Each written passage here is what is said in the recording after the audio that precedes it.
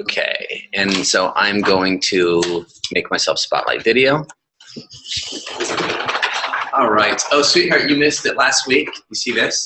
I was doing a dance. It was really funny. Yeah. So we see it behind us. See behind us? See you all. It's an Okay, infinity. keep going. All right. It's an Hello, everybody, and welcome to Motivational Monday.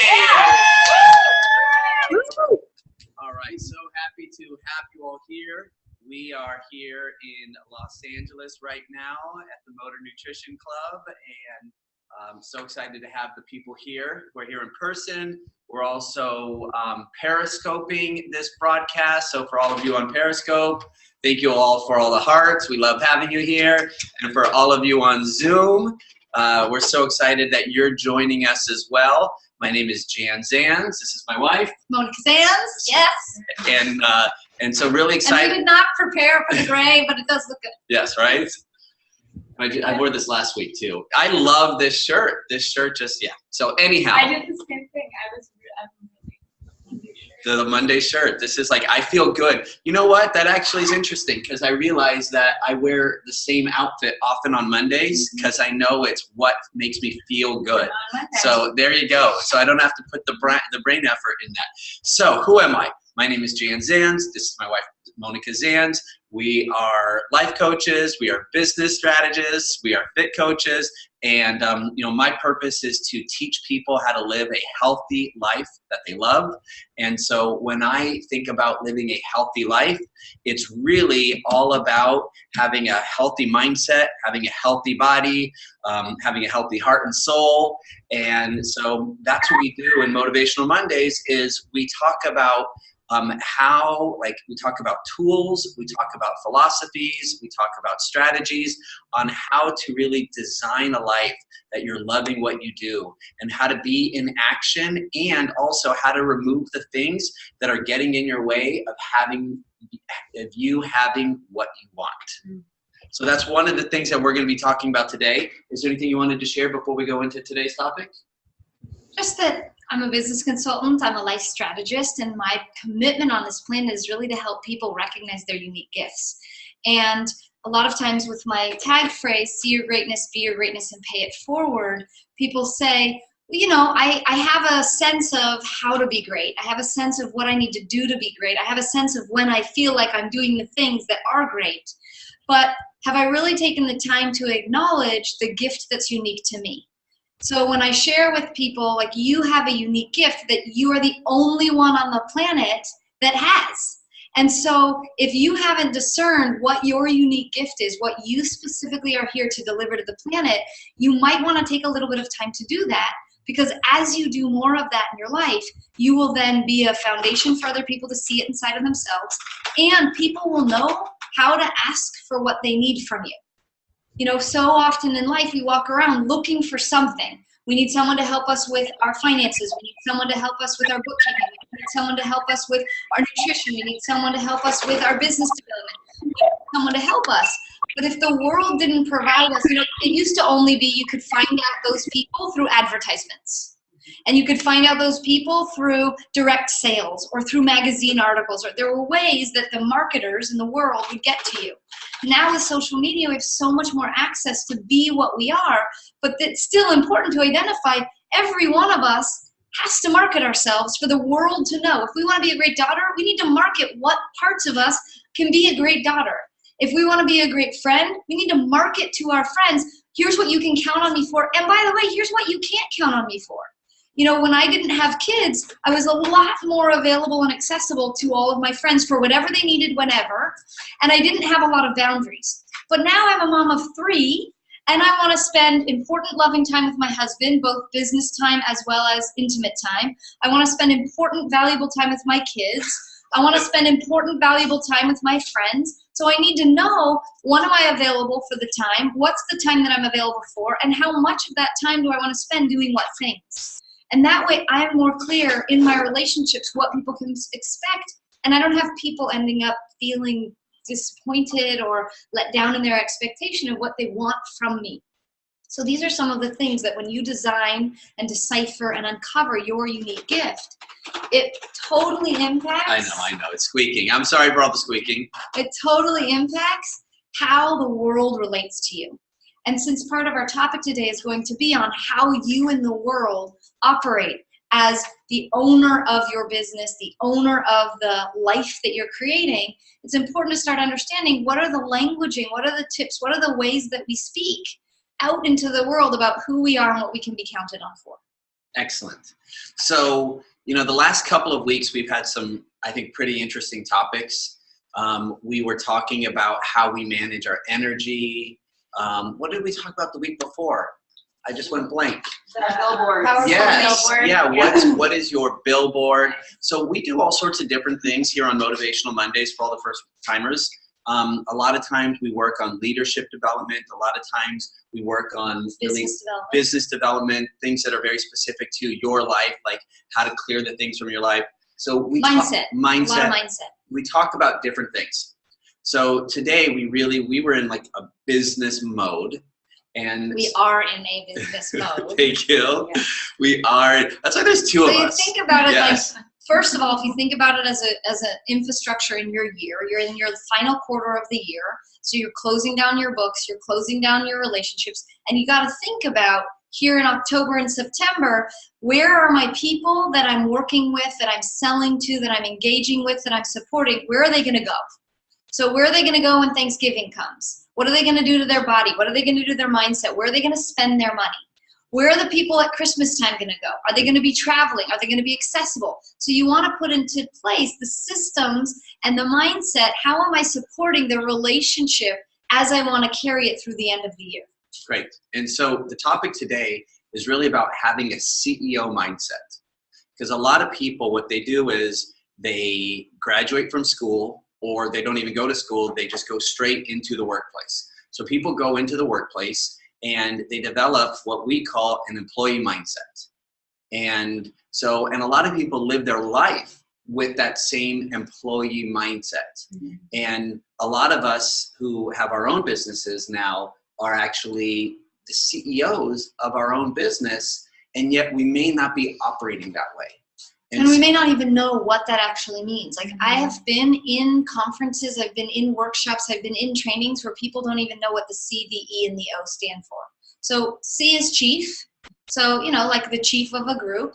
Executive is the E, and officer is the O. So when you hear C-level titles, you've got a handful of different titles. And then in the technology world, there's been a lot of interesting titles that have come up that people have invented. So you've got to think for yourself, are you a traditional title? Are you a CEO or a COO, Chief of Operations, or a CFO, Chief of Finance? Like, where's your wheelhouse? And then, or are you creating what you are at a C level so that you can relate to yourself like that and build the muscle of that? When I was at South by Southwest, which is a technology conference a couple of years ago, I met someone who gave me their business card, and they were the Chief Happiness Officer. Yes, you're the Chief Happiness Officer. Or the CLO, the Chief Love Officer. And by the way, the Chief Happiness Officer, they were basically client support. Like, that's what their job was. They were customer service. Yeah. But just by shifting the name, it really shifted the whole attitude of how they would support people. And the dynamic in the company. Like, there's a really great CEO of a company called Mind Valley. He's out in Malaysia. And his company is all about awesomeness. Like, everything that he does, everything that he breathes, everything that he creates, he has an awesomeness conference every year. Last year it was in Hawaii. And the speakers and the mindset and what they're creating is a future of awesomeness for the planet. Like, their objective is much bigger than just how do we have an awesome company? How do we actually create awesomeness on the planet? And they actually have a private Facebook group for their company that they call the Awesome Report. And all the employees, basically, they can't put anything that's considered negative or anything. Basically, all the wins of all the employees go into the Awesome Report.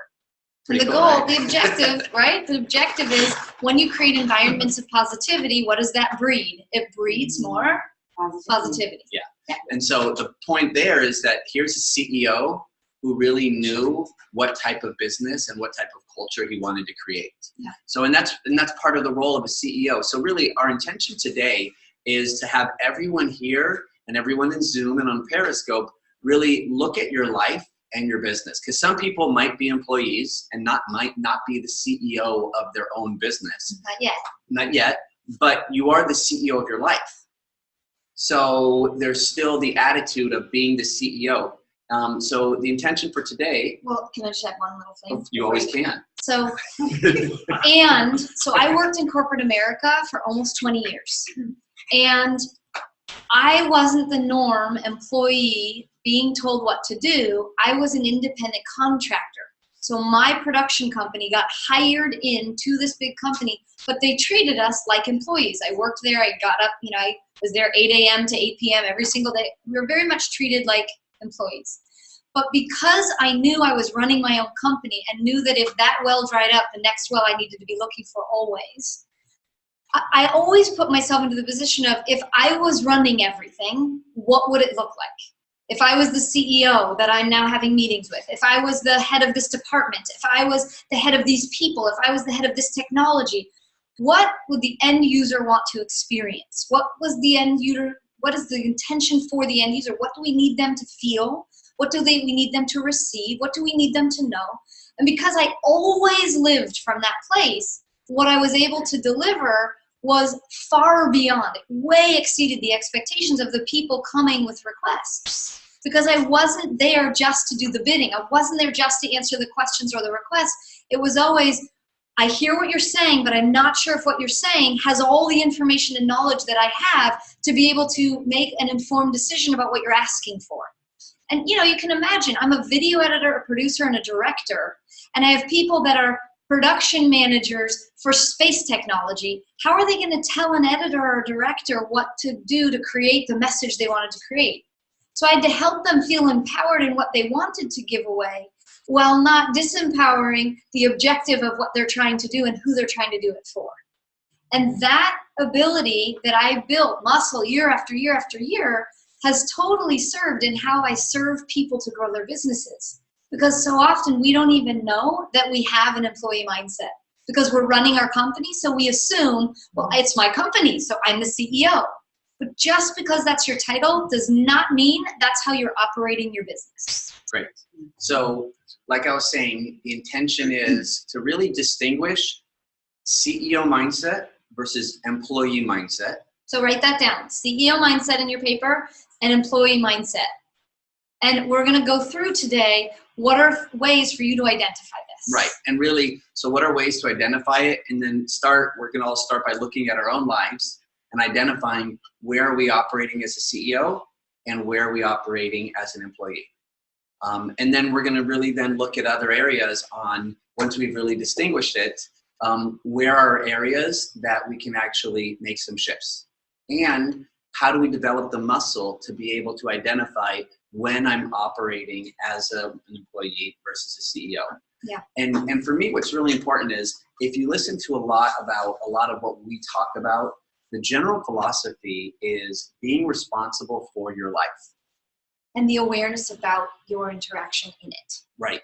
And how you choose to experience things, how you choose to take responsibility. I mean, even for things that seem like they're totally not your responsibility, if you have a way of really looking at it and saying, this is how I'm owning it, now you're at the dominion of the results in your life versus being at the result of them. And dominion means taking charge, owning it, knowing that it's your responsibility.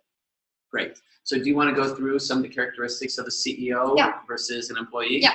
So the CEO looks at every aspect of the business and how all the parts are working together. So they look at the whole picture. They're not just responsible for the task they were hired to do. They're not just responsible for, in fact, let me just say even this. If you're, Ron, I'm going to use you as an example. If you're a CFO in a company and all you ever do is think about the finances or the money, then you miss other parts of the business that you might have a grasp on how to help that would have a financial gain. So as a CFO, your job is not just the money. Your job is to understand the workings of the entire company so that whatever the financial activities are, support the outreach, the advertising, the sales, the timing, the part of the year, that it supports much more than just the money. But so often someone can say, well, this is my title. This is what I know. This is what I'm comfortable with. So this is what you can count on me for. This is it. But we as business owners need to understand, wait, if there's an area of the business I don't know very well, but I know that if I knew it, I could actually serve the business as a whole, what do I need to do and how much of it do I actually need to learn? So being responsible for looking from that lens, way above, massive elevation, 30,000 feet altitude, like what's really the environment? What's the ecology of the business? What's the relationships that are working and the relationships that are breaking down the strength of the business? And then understanding what are the framework, the structures, the actual day-to-day activities or things that need to be done. So there's all of this big picture, small picture, big picture, small picture that being a CEO requires looking at. Number 2, long-term thinking to have healthy, sustainable, profitable business. So long-term thinking. So, we often get into a brand new job and we're like, okay, what do I need to learn the next 2 weeks so they don't fire me? Or you get hired as a server in a restaurant and you think, what are the things that I need to learn in the next 2 weeks so that I'm successful at getting good tips and doing knowing the menu. So you get really mired inside of what do I need to do in the first 2 weeks? But if you don't look at how I learn this might serve how I'm going to be manager one day, if that's my aspiration. Or how I learn this and where I fail is actually going to serve me in helping someone else who just gets started as well. And maybe it won't take them the 2 weeks that it took me or the 4 weeks that it took me to do something that I'm doing. So when you think long term, it often opens up your mind to new questions that you wouldn't otherwise think of when you're mired in the little teeny details that are the 2 week details. Make sense? Okay, great. Number 3, Jan mentioned this, being responsible for everything. So it's not like we're saying you are responsible for everything. So if you run a business and you don't do the finance section and the finance person misplaces $100,000 in the bank accounts, it's not like it's your fault that $100,000 got misplaced. However, what if there was a checks and balances between the person that was in charge of that money and 1 or 2 other people, so that there was always a tracking system where people had each other's back, so that the person that made the mistake had his back checked before the mistake made a bad ramification. So these are things that we don't necessarily think about on the front end, but we definitely think about on the back end when we're cleaning up messes. So my invitation to you is, how would you think about things, or what would you have to think about in your business to know if this didn't go the way that I intended to go, and it made a mess that then I would figure out how to clean up? Could I figure out the cleanup before so that I could prevent that situation from being as grave or as difficult or as intense if it were to come? Okay? Number 4, a CEO looks at each task with a question whether or not the methodology used is the best one possible. So it's not saying don't do your methodology. So if you come up with a methodology, do that. But you're asking yourself the question, is this methodology working? What's working about it? Is there anything that's not working? Is there a time in which we should evaluate when this methodology should be enhanced? So if you roll out something brand new, a new way of doing business, and you see that it's really getting some momentum, people are really on board, people are really enjoying the experience, then you can say, okay, this is working, but what's actually working about it? And you get underneath what's actually working. Not like, okay, we're having momentum and we're making our numbers, or our sales projections, or our marketing projections, or our ad projections, but actually, what's the feeling? Like, how are people showing up at work? How are people contributing to their clients? What's the ramification? What's the repercussion of this forethought?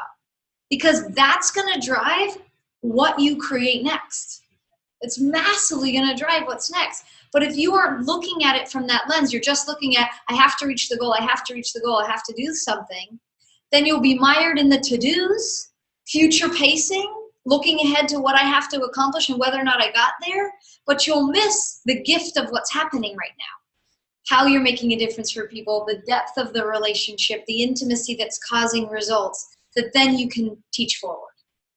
And then the last one, was the desired result achieved, and what can we learn from the process? So the last 2 are like, what do we learn during the process? And then as a result, how do we look back at the process and say, what did we learn? What are our takeaways? Great. So what I heard you say in some of those areas, so one of them is not necessarily being so task oriented. We're going to go into the definition of an employee mindset. But really the third one that you said, for me, it's really all about how are you elevating? How are you looking at something and identifying what's working and what's not working, and having a broader perspective on how can we elevate this? And how often do people say, well, it's not working, so there's something wrong with me. It's not working, I don't know enough, I can't do it. It's not working, it's not going to work for me. But the difference between it's not working and it working is something you have to learn. Or someone that knows it that can show you, or someone that you hire to do that part because you know you can't learn it.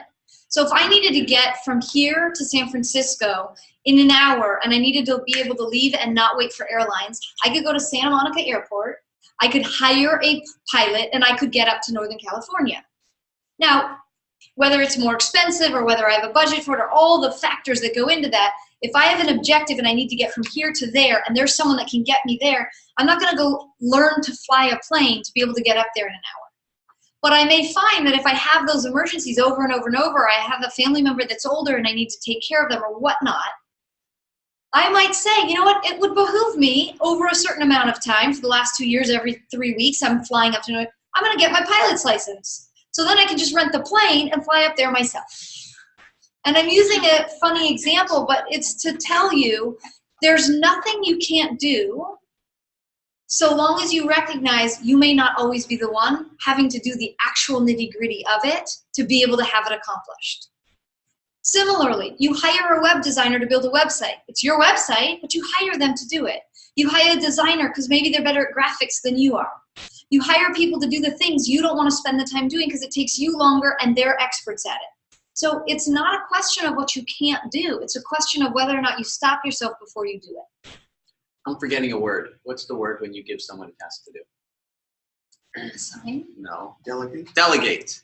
Well, that's another one that's not there, by the way.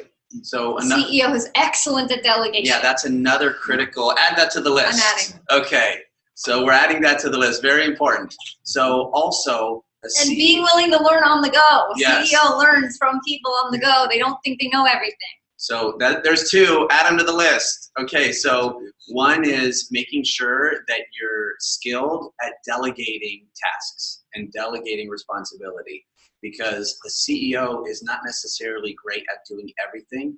The CEO is great at inspiring and attracting people around them who are great, seeing their greatness and really delegating tasks and supporting people in those roles. Yeah. So, and then the last one is really having no ego and really being unattached to what it takes to, I know there's always ego. There's being unattached to the process to get to the success, and being unattached to being responsible and I'm the one who got us there. And it's really more about the win versus my way that got us to the win. So ego is a tricky person in all of our lives. My friend ego loves to know things when it comes to my relationship with my husband. My ego, he's like, you're right and I'm wrong, or I'm right and you're wrong. Your ego's male? My ego's male. Okay. My ego is very, very male. Okay, good to know. My ego has a German accent. Okay. Sounds like your father? It's not my dad, Okay. but it took on some of the characteristics that my dad no longer possesses, okay? At least he grew out of it, but he still follows me around. So anyway, we have this amazing person in our lives called our ego. And our ego is with us, and the ego serves us a lot of the time. And so it's not about get rid of the ego. It's about understanding how the ego serves us and when it's time for the ego to play. If you need to do fight or flight, when you need to fight on something or stand for something, sometimes you're going to need to count on your ego wanting to win and be right. Because it's going to give you the confidence, it's going to give you that surge of energy, it's going to give you the adrenaline that you need to stand for what you believe in. But other times the ego is going to get in the way of conversations because you're only going to see it from your way and you're going to want to be right about it. And it's not that you're necessarily wrong, but if you try to be right about everything, you're not going to have a lot of people wanting to be around you. Trust me, I know. I had that happen in my early teens and my late teens and early 20s. Like I just wanted to be right about everything because then I felt like I was a resource for people, and it totally backfired. It did not work out very well. But the point is, you know, we don't want to get rid of the ego. We want to know when it's time for the ego to play its role and when it's not. When we don't want to listen to our friend German-speaking ego. Mine is not German. Yeah. Okay, so why don't you go into some of the employee mindsets, Okay, and then I'd love to hear from everyone else afterwards what they're hearing and getting. Okay, so employee mindset. So they finished the current task at hand. If you've ever read the E-Myth, which is the entrepreneur's myth by Michael Gerber, he talks about the technician, the manager, and the entrepreneur. And the technician knows how to do what they know how to do. So an employee mindset, typically they know what they have to do and they don't do anything else. That's what they're hired to do. That's what they're doing. And usually because an employee doesn't get paid as much as they think they're worth, they'll only do the bare minimum because that's what value they want to give. But you've seen employees that way exceed, and sometimes they move quickly up the ladder of success in the hierarchy of a corporation. And that's because they were willing to put in the time without thinking that their time is matched by their dollars. Similarly, Zappos, the founder of Zappos, Tony Hsieh, he said, I sometimes need people to know that we value who they are and what they've done, and the money's not going to reflect it initially. Mm-hmm. And so they change their titles quite often, like every 6 months rather than every year, every couple of years, because when they do that, people believe that they made an impact, that people recognize who they are for their impact. Mm-hmm. And now they're going to want to work harder. Yes. Well, I love that story. I don't know if it's relevant right now, but I'll tell it real quickly. Yeah, go ahead. Okay. So I just, every now and then you get it. There's a little nugget that comes forward. So Tony Hsieh is the CEO of this great company called Zappos. They were bought by Amazon for about $800 million. He's an amazing small amount of money. Yeah, he's an amazing CEO. And basically what they have this great training program. And originally it was at the end of 1 year, you got your review and you got this raise. And so essentially this raise in your salary, and you got this title change. You got promoted to this title. And what he knows is that human beings love experiencing progress. Human beings love experiencing growth. And so what they did was they had a review every quarter. So essentially 4 reviews over the course of a year rather than just 1. And at the end of each review, the person got a new title and a small raise. And at the end of the year, the person still ended up at that same title and that same raise. But employees were happier. They had more retention of people actually getting to that year because people were experiencing growth along the way rather than having to wait the whole year. And higher productivity because people were excited about doing what they just had earned and were representing. Because we're creatures of habit to a certain degree. We do like to have routines and we have patterns, and our neurology works in patterns. We're serial connected. So when our neurology knows what to do, when we wake up in the morning, we do A, B, C, and D. We're typically doing the similar thing, and that's where we get our comfort. That's how we know we can count on ourselves to go and do what's next. And it's when that gets thrown off course that either you say, hey, I'm cool, I'm a laid back, chill person, or I'm frantic, I'm stressing out, oh my gosh, it doesn't look familiar. Danger, Will Robinson, what do I need to do to course correct? And that's the machinery that operates us rather than us tapping into what we know, what we can count on. So in an employee mindset, you tend to find a lot more reactivity rather than a CEO mindset, proactive.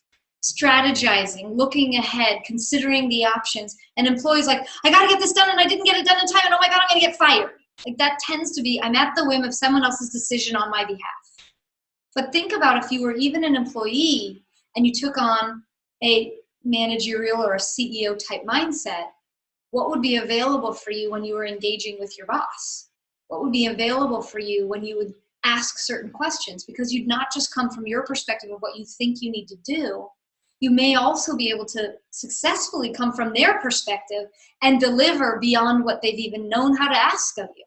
Maybe they don't even know half the skills you possess. Maybe you can do their job better than them. And just because you're hired in the hierarchy, you say, well, I better not show them what I can do. But if you don't, what is that taking away from you? So there's all these little nuances that being an employee tends to cap people at and create this nice invisible ceiling or upper limit. So I just wanted to share a couple things. So in the story that we just shared about Tony Hsieh, one of the things that he did was he thought about the people that he's working with and the people who are working for him. And he really met them where they're at. And he really said, how can I create something? How can I implement something that's going to better serve them? And that's another element of a CEO mindset, which is how can you fuel, how can you inspire, how can you motivate the people who you are working with and who are working for you. So really, the intention of everything we're doing right now, hopefully in your mind, you're thinking about your life and your business, and you're thinking, where am I doing these things and where am I not doing these things? Yeah, where am I acting in my business like I'm an employee, and where am I acting in my business like I'm a CEO?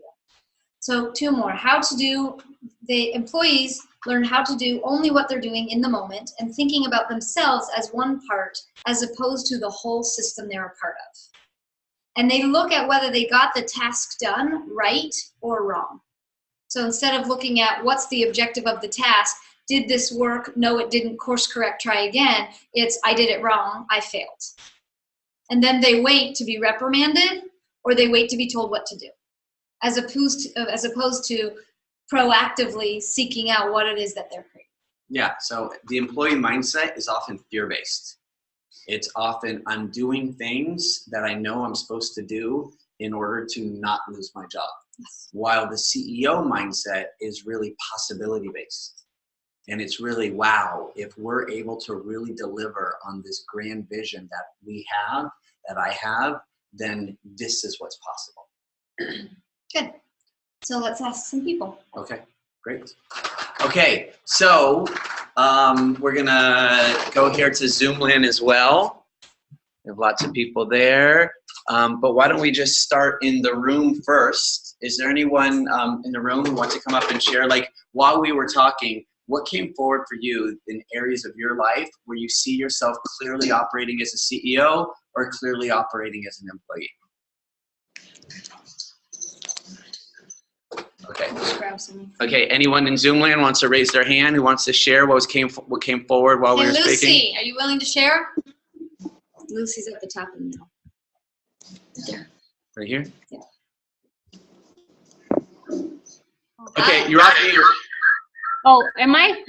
Yep. Okay. So, well, now that you put it that way, there's a lot of areas in my life, or in my life period, that I can work on to move up to CEO. I think for me, it's more of the fear of people watching me fail. But the way you put it is, it's a lot easier when people watch me fail and I can get back up. So finances is number 1. I am an employee of finances because I let it run my life, and I really haven't created just a way of me being the CEO of my finances. And so that's 1. Okay, great. Awesome. So what would it look like if you were the CEO of finances? Yeah. What would that look like for you? And let's just have you share one thing, but then when you're done with this, take time to actually think about that. Okay.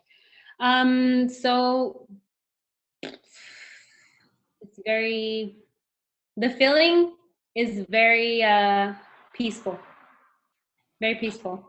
And it would look like me traveling the world and not worried about any bills back at home. So what would allow that to happen? So if you were a CEO, what might be one thing that you would want to implement to be able to have that happen? And look, this is like she's creating out of nothing, because this is the area for her where she feels like she's stuck inside of a CEO's employee mindset. So what you may end up having to do, Lucy, is you may have to go and look up a few things, like look up the CEO, the CFO of a few companies and see what are they talking about, or go into Fortune 500 magazine, or go look up some articles that have people share about what do they think about, what's the mindset behind their financial wealth, their financial relationship. I'm going to give you an example of someone. So Richard Branson, Sir Richard Branson, he's like considered very, very, very successful, but also not just because he was really smart at how he invested his money. What he says, I heard this in an interview, what he says is, my mindset is people first. So the money is always going to come because I always put people first. I don't go into people's businesses that don't put people first. If someone's trying to sell me something that's a product and they don't care about me, the end user, or the people, I'm not going into business with them. And that philosophy has changed his financial temperature, his financial environment and ecology completely, because he's relating to what the people's needs are, how to meet the needs of the people, not, I want to go make a bazillion dollars. I want to go have my island and sit on my island by myself. No. He has an island so that he is somewhere where people can recognize what he's up to. And I want to add to that. Let me just go here. Okay.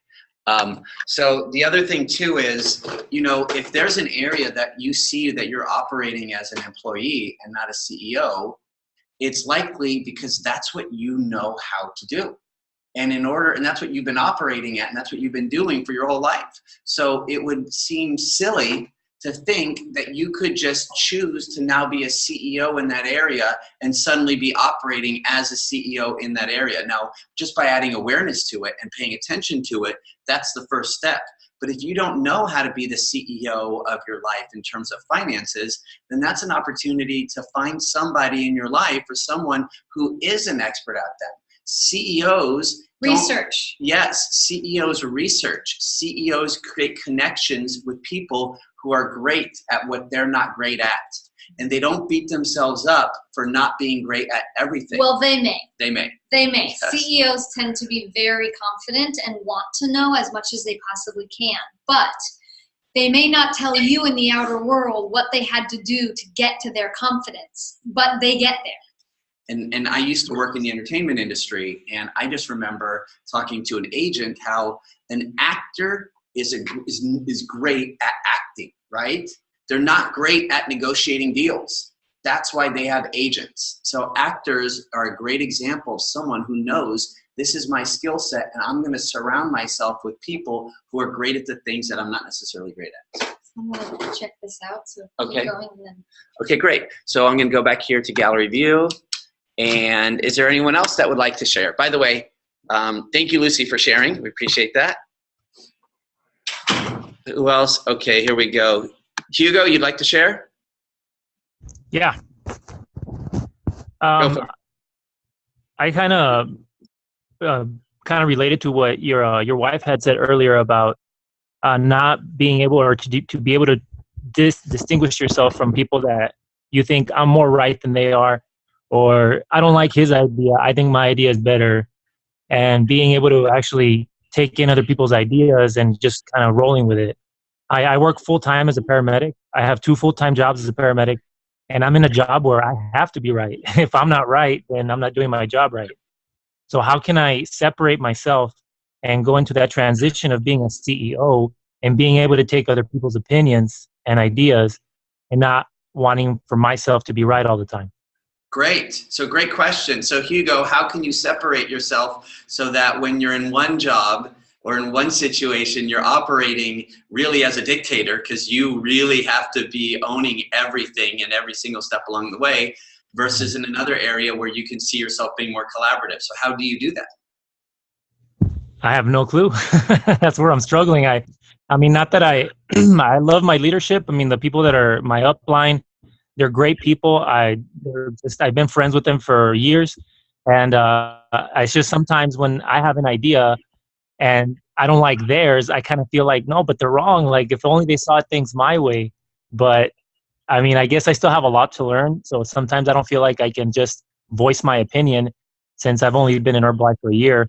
And I feel these guys know what they're talking about. So I'm just kind of soaking all their ideas in, but I'm having a hard time trying to, I guess, switch my mindset a little bit or implement.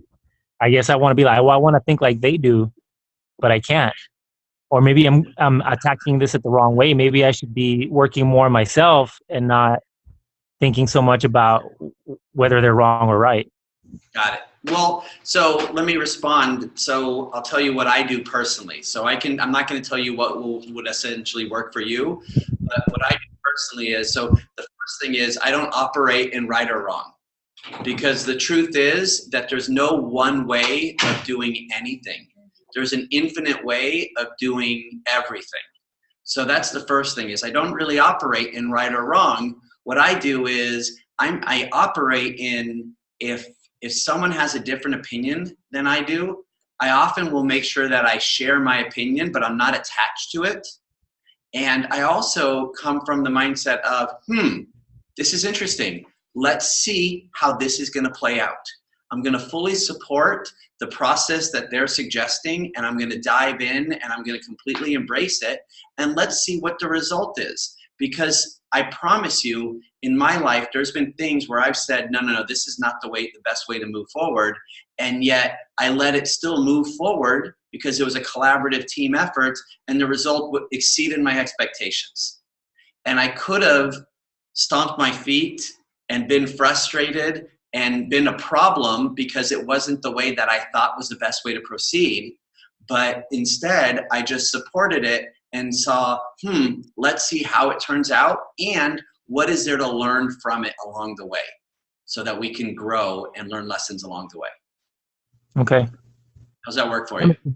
No, that makes perfect sense. Yeah, I can do that. Can I share one other thing about that? Yeah. Or did you want to finish? Well, I was going to go back to his original question, Okay. but so why don't you go ahead? So a lot of times we forget that when someone asks us something, where do we go to get the answer?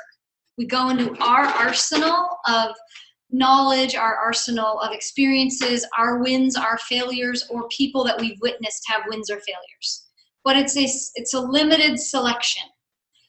But if you can see that you can empower someone to believe in themselves, and part of what they're working on is confidence, like we're all working on how can I trust myself more to deliver what I say I'm going to, then not being right about it empowers them to consider something they may not have considered also.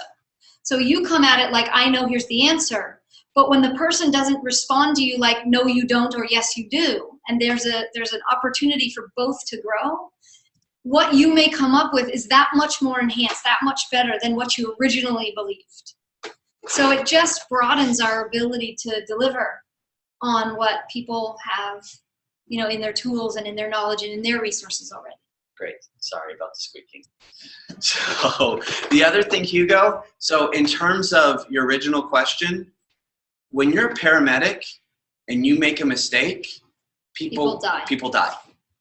Right.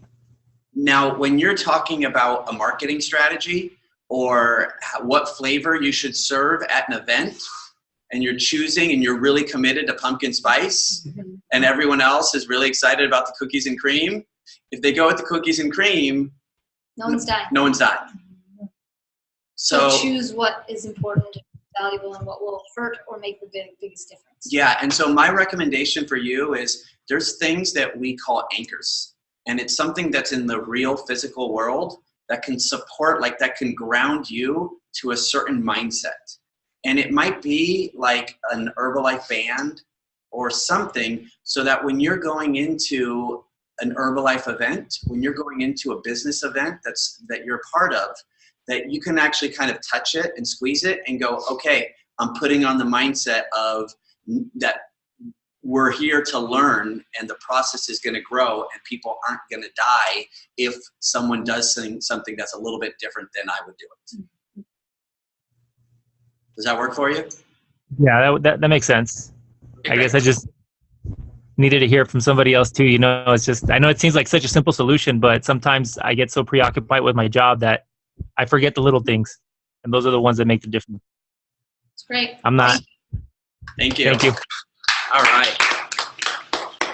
So is there anyone else wants to raise their hand, wants to share anything that's coming forward? Because whenever any of you are sharing, I think, are you guys getting value when people are raising their hand and they're sharing a little bit about what's stopping them or where they're being? Yes, you're getting value out of that. So is there anyone else who has anything to share? Anyone in the room here? Did we see someone? Is that in the other one? Right here. Jeanette, Jeanette, did you raise your hand? do you want to talk? No? Okay. All right. Is there anyone else? Okay, if not, then we'll keep moving forward. Yeah, let's keep going. Okay. We have a little bit of time. Okay. So let me go back to you. Okay. So feel free to talk. So leaving here, there are two things you want to do with your time and your consideration. So one is you want to evaluate what is your definition of a CEO mindset for you. Because even though we've described some things that we consider a CEO mindset, you specifically want to design what's your definition. So you can look it up in the dictionary, and from that you can base it on, that's the starting point. But define your own, what is your CEO experience? What do you want to be for people, and what do you want to be in your business? And whether you're an employee or not, I invite you, like, really consider, what is my CEO mindset? That's one. Two is, what is the places in my life and business I'm acting like an employee? I mean, even you guys at home, in the way that you handle your stuff.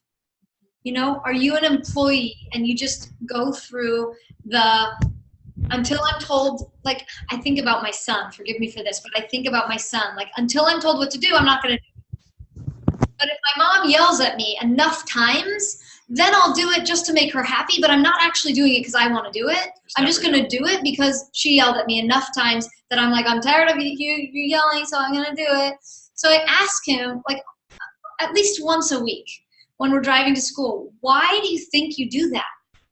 Not because I want him to do it for me, because I want him to think about why he's doing what he's doing, because that's going to help us get out of the humdrum every day, just do the pattern habit routine. You know, when smokers want to quit smoking, they can't do the same habits. They have to pattern interrupt constantly. When people have an addictive personality and they're addicted to something, it could be a healthy addiction, like over exercising or over watching what they're eating. It could be a healthy addiction. But the ramifications are you're in a pattern, and unless you do pattern interrupts in your mindset, which means stopping doing the things you do the way you do them every single day at the time that you do them. And by doing those interrupts, all of a sudden, you're going to have access to something inside of yourself that you didn't know is what it's going to take to change something in your life in general. Not about that. I'm just gonna just do a couple last things about CEO mindset. Well, do we want to do this now and then you do that? Sure. Okay. So there are 4 things that we just claim, this is just us talking about it, that a CEO really needs to know. Now, there's a ton of things. Obviously, I can't capture them in a list in 5 minutes, but this is a list for you to start, a jumping ground to start from. So number 1, what if you're responsible for everything? It's what CEOs need to know. So CEO needs to know mindset. So what if you're responsible for everything? So what if you're responsible for people? What if you're responsible for their skills or your skills? What if you're responsible for objectives? What if you're responsible for the products that you're selling to people? The digital products, the online content, the way that you post on Facebook or Instagram or Twitter. What if you're responsible for that? And what if you're responsible for that for other people that are in your business? What if you're responsible for sales? What if you're responsible for how the marketplace receives you or receives the information you want them to receive? What if you're responsible for your relationships? What if you're responsible for networking? How you're getting your message, your unique billboard, your unique gift out into the world? What if you're responsible for collaboration? And I want to add to that. Okay. It's also, how are you being responsible about what you're responsible for? So part of being a CEO is also where you're taking ownership and where you're finding it's responsible to speak your voice and raise your voice, and when it's responsible to really observe and be a team player and go with the flow and watch and learn, what can we learn from this process? Because, you know, everything she just talked about, people and skills and objective. So there's a conversation about leading people and inspiring people and motivating people, and then seeing what they do and being responsible for supporting them and coaching them and teaching them along the way. But it's also, what are you owning responsibility for? Okay, great. Yeah. 2, building the muscle of chunking up. So we've brought this conversation or this topic forward before. Chunking up in neurolinguistic programming, or NLP, is the idea of how big can you get the vision? Can you cast the vision? So as a CEO, you basically want to be the one that holds the biggest vision possible for whatever your objectives are. Now, there's going to still be details. You still want to deal with the details, and you may have to micromanage sometimes, but really not getting the details to stop progress. So the details as a CEO, you want to measure against the outcomes you want. So that big picture that you create, you want to know that the details that you're getting involved in, that they actually assist in the delivery to that end goal that you have. Do you want to say something about that? I think when I hear that, I think about really having a broad perspective on everything that you're doing. And when you're thinking about the action, when you're taking an action, there's usually a result. And there might be a result to that result and another result. And it's really having a big picture and just thinking about these kinds of things. I'm just thinking about, in businesses, there's people who are just responsible, let's just say, for marketing. And that they have a job of, let's say I have a club and my job is to get people into the club. So the marketing person might be saying, hey, I'm going to hand out flyers that says 2 free shakes for everyone who comes into the club. Now the finance person might not be so excited about that. So it's really having the big picture of, are your actions fitting into what's going to work for what you're trying to do on a larger perspective? And I like also to think about, if you look at traditional businesses, there tends to be a hierarchy. So there's the CEO at the top, and then there's a little diagram down, and you've got your COO and your CFO and maybe your chief marketing or CSO, chief strategic officer. And then underneath them, they have their departments and their presidents and their vice presidents and co-leads and managers and so on. So if you were to think about your own business, what would your hierarchy structure look like? And what hats are you wearing that maybe you shouldn't be wearing because you're just not that well versed in them? And what hats can you delegate to people that are around you, or to friends of yours, or to people that just know better than you? So that's something that when Jan says that, to be able to have that big perspective requires that you start looking at your business from, what is the CEO really responsible for, and how do they then go elicit those actions out in the world? Right. Okay. Number 3, being respected versus liked. Being respected versus liked. So there are some people that try to make everybody happy. And I think that's a beautiful desire and intention, but not when it stops you. And not when it stops you from having boundaries and being clear about your intention and being clear about what you aren't a yes to. For the sake of making someone else happy, if it doesn't end up producing a result, is that beneficial at the end of the day? Now, going back to the Richard Branson concept, yes, you want to make sure that you're building powerful relationships, but a powerful relationship doesn't mean they like you all the time because you do everything that they say, or you make them happy for what you think they need. A powerful relationship is you speak your truth, they speak their truth, and where you don't meet, you have conversations about how could we meet? What could we agree on? Yeah. And that's, I would say, a key to our marriage, a key to our relationship. Our marriage is the intimate part of it and the business part of it. How do we run our family? How do we run our finances? How do we run our lives? And then how do we love each other in the process of what we're running? And if we don't deal with how I believe something should be done versus how he does, and maybe his way is better in certain circumstances and mine's better in others, if we don't deal with that, then we're going to be knocking each other down, trying to be right about which one is the direction we should go in. So when I look at respected versus like, I have a little bit of a different perspective. And the way I look at it is, what's the source of your behavior? And so when somebody is doing something because of a purpose, because of something that they're a stand for, then sometimes they might do things that not everyone is, that may not be the same choice as, I'm going to do something that's going to make things easy for people.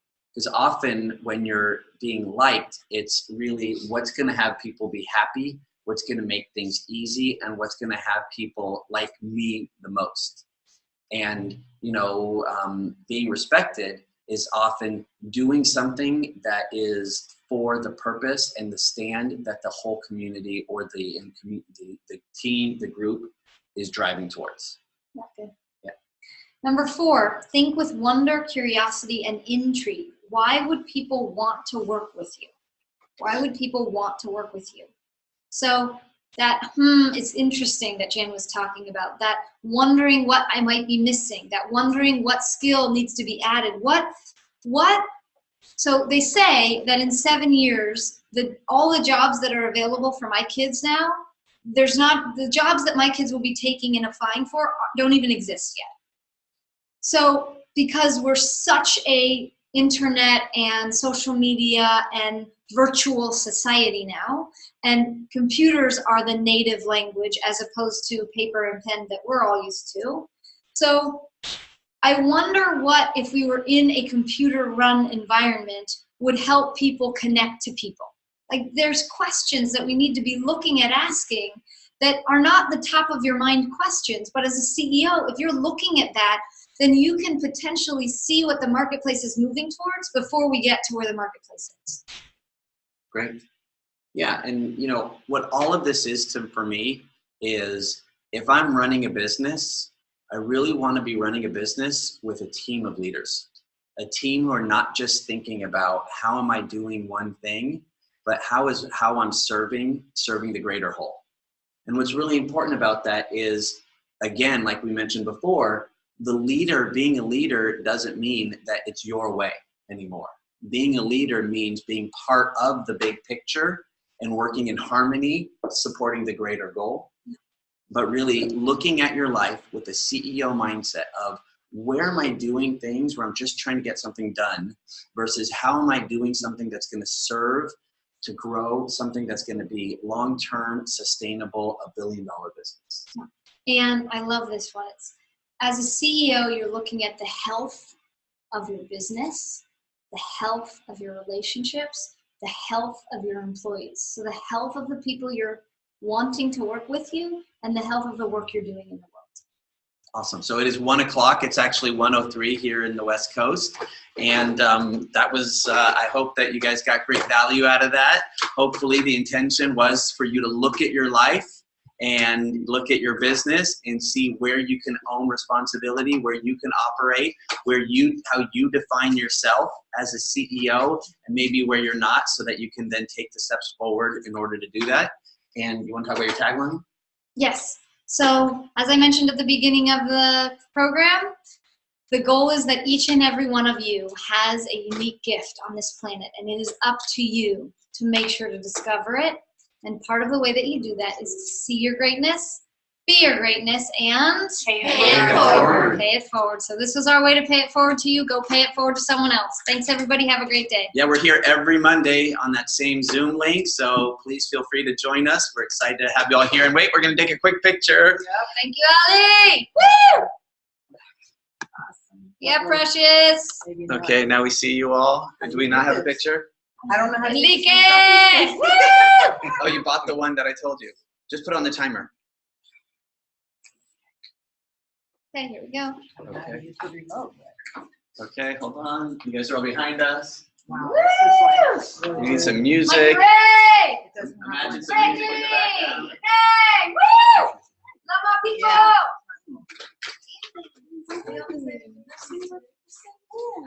How do you do the timer? Okay, watch out for the T. Okay, so we'll go like this. Okay, Let's flip it around.